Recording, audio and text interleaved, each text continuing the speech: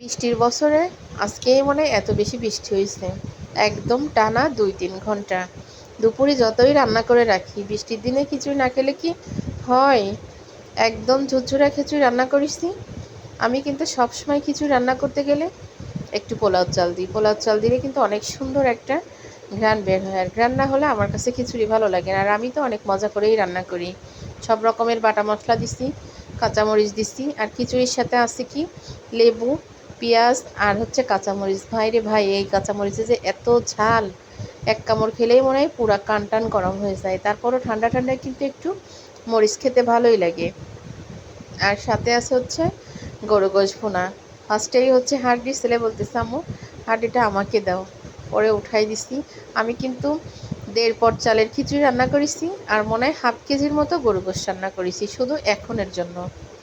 দুপুরেও রান্না করেছি, হাফ কেজির মতো রান্না করেছি, এখনও তাই রান্না করেছি।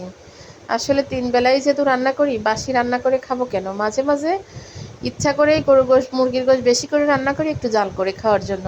কারণ মাঝে মাঝে তো মন চায়, এটা হয়তো আপনাদেরও মন চায়। তো সবাইকে খেতে দিলাম, দিয়ে কিন্তু এখন নিজে বসবো। এখানে খিচুড়িগুলো দেখেন কত সুন্দর ঝরঝরা হয়েছে, আর এত মজা হয়েছে। বৃষ্টির দিনে খিচুড়ি কে কে খাইছেন? আমি জানি অনেকেই কিন্তু রান্না বান্না থাকার পরও ফ্রিজে খাবার রেখে বা খাবারগুলো বাসার অন্য মানুষদেরকে দিয়েও কিন্তু অনেকেই খিচুড়ি রান্না করিছে। তবে এত মজা লাগে খিচুড়ি খেতে, বিশেষ করে বৃষ্টির দিনে। গরমের দিনে খিচুড়ি অতটা ভালো লাগে না। শশাগুলোও কিন্তু অনেক মিষ্টি ছিল।